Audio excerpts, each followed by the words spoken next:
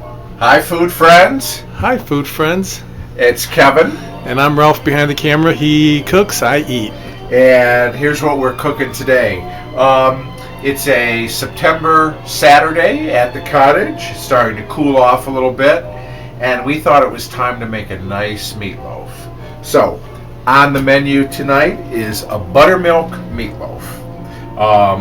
And here's kind of what we're starting with. Our ground meat. I've got 1.5 pounds of ground round and 3/4 pound of ground pork. So those are our two meats. Pork and hamburger. Pork and ground beef, absolutely. And the pork, you could use pork sausage here if you wanted something with a little more spice. But the pork helps kind of balance the beef out, I think, and helps keep things moist as well. So now we're going to add all of our ingredients into our meatloaf. So we're going to start with seasoning. So I'm going to put in about a teaspoon of salt, and of course we like our pepper. So this is just to taste. A teaspoon of salt, maybe a half teaspoon of pepper. Now I've got about a 1/4 cup here of fresh parsley. From the backyard. Yeah, from the backyard. And fresh parsley really does make a difference here. Now, I also took a large onion and diced it up and browned it in butter. And we're going to put that in. Now, you could, most meatloafs call for onion. I think putting raw onion in a meatloaf sometimes, what's happened to me anyways, is the onions don't cook as much as I'd like to, and they don't get that soft. So it gives you more crunch than you want. Exactly. So I find sautéing them ahead of time assures that they'll be soft and tender to the... Absolutely. And they're a little sweeter too, when you cook onions, especially in butter. Okay, so now we're going to add a can drained of diced tomatoes with chilies. Rotel is a popular brand. This will also help with moisture, and it'll give it a little zip. Tomatoes and meatloaf always seem to work well together. I think most of us know about like ketchup in meatloaf and things like that, and so actually this was inspired by Ralph to put that in there. Oh yeah, when we were shopping. I said this might be fun to put in the meatloaf. Yeah. Now we're going to put in some... What's this here sauce? What's this here sauce? Worcestershire sauce. Because that's always good for meat. That always kicks meat up a notch or two. So a couple of teaspoons of that. A couple of shakes. Now, you often have a binder and breadcrumbs and with meatloaf, and this is no different. We have a cup of buttermilk here. So we're going to put in our buttermilk. We have a cup of panko breadcrumbs. These are Japanese style breadcrumbs. You can see they're very coarse. And then we have a couple of eggs. And we're going to put all this together. Were those eggs beaten? They were. I just beat them ahead of time. And I'm going to get in there with my hand in a minute, but let me just try to work some of this in so that it all kind of incorporates. It's actually a really pretty meatloaf. So we're gonna get this mixed up, and when we come back, we will get it shaped into our loaf and onto a pan and into the oven. Okay, so be back in a few. We're making buttermilk meatloaf at the cottage tonight. Can't wait. Okay, we are all crazy and mixed up with our meatloaf. Isn't that beautiful? Mm-hmm. So you've got your tomatoes, you've got your parsley, you've got your onions. I let it sit for a few minutes and kind of let those breadcrumbs soak up the buttermilk and the eggs together. So, they say say that you shouldn't work the meat too much with your hands because it toughens it up. And so I've tried not to do that. I'm going to just kind of place the meat. So now we're forming the meatloaf? Yes, on the pan. This is just a jelly roll pan, cookie sheet. I have put a piece of foil on it and have sprayed the foil with Pam. and that for nothing else than to just make it easy to clean up. Now, some people put their meatloaf in a loaf pan and cook it that way. I've never done it that way. I've always done it like this. Freeform. Freestyle. So we will get it in sort of a loaf shape.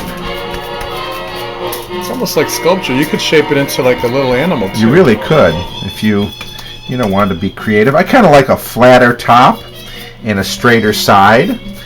And because what do you do with leftover meatloaf? You have wonderful meatloaf for sandwiches, and also the flat top makes it easier for the glaze, doesn't it? Perfect. Yes, exactly right. We have the glaze, which we're going to make next. So, okay, there's our meatloaf. I kind of am good with the shape. Shaped it up nice there, Kevin. Yeah, thank you. I'm going to wash my hands, and then we're going to come back and we're going to put a little glaze on that meatloaf. And so we're going to make a little glaze for our meatloaf here.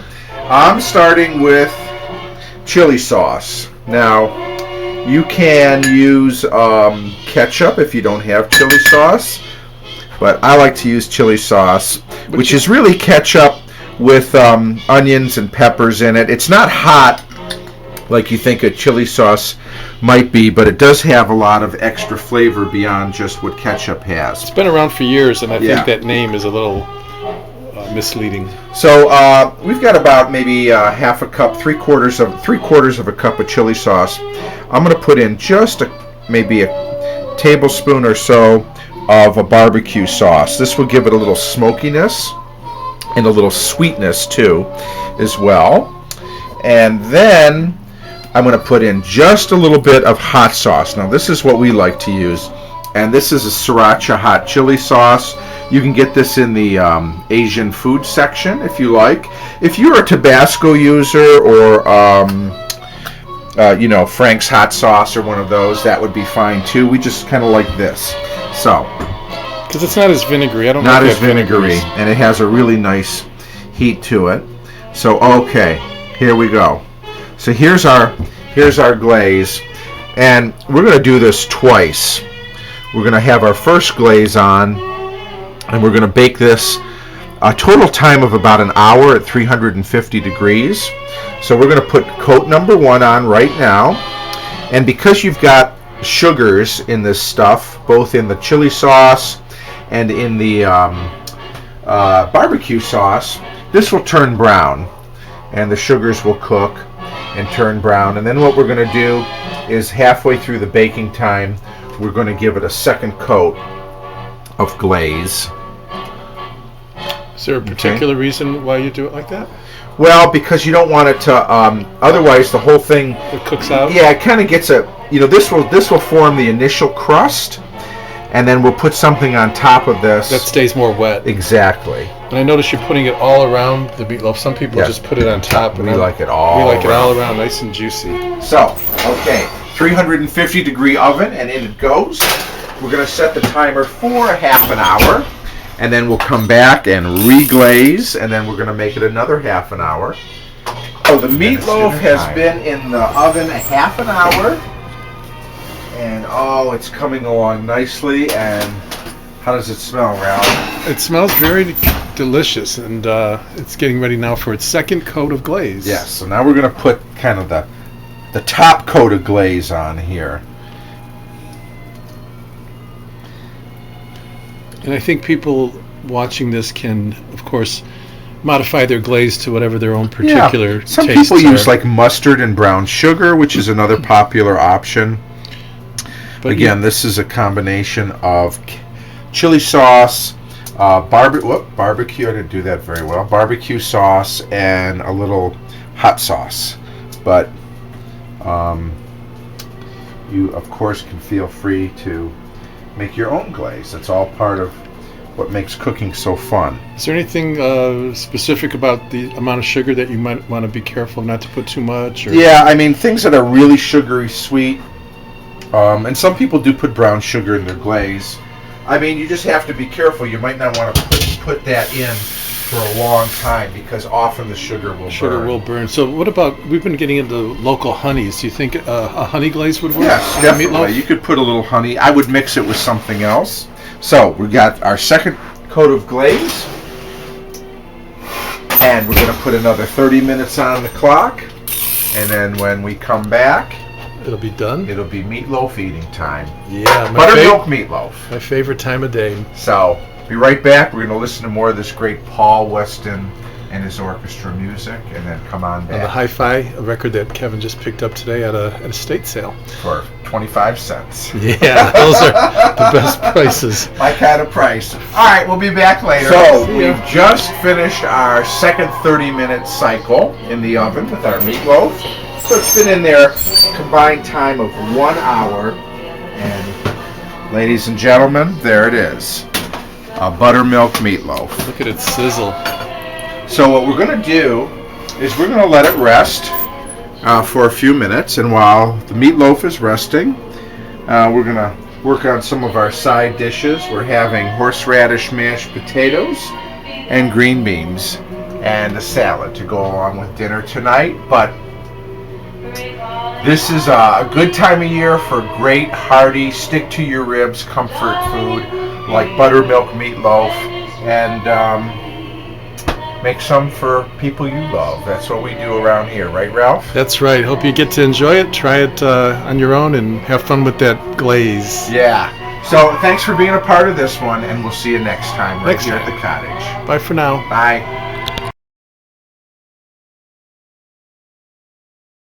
Well, we just wanted to show you what the meatloaf actually looks like once you cut into it. Ralph has the end cut, and this is an inside cut. But you can see the buttermilk and the breadcrumbs really makes for a beautifully moist meatloaf. It's really pretty on the inside. Very flavorful. Very flavorful. We're having it with our mashed potatoes and gravy and some nice green beans, but either way, this is our buttermilk meatloaf, and I hope you make some real soon. It's the second day of fall, so happy autumn. Yeah, see you next time.